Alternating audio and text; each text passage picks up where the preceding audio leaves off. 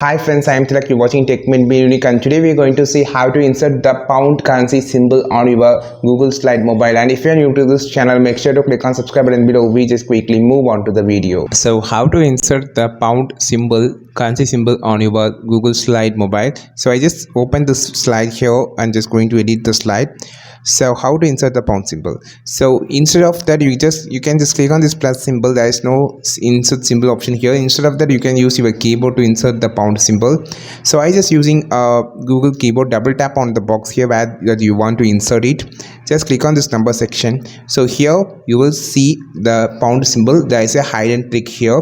You just want to long press on the dollar symbol here to open this, and here you can see the pound symbol here. Just click this. So this is how you just insert the pound symbol on your Google Slide.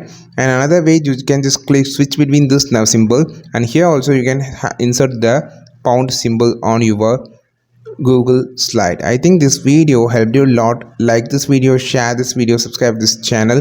We will meet our next video with super valuable content. This is Tilak signing off from TechMint Be Unique. Have a wonderful day.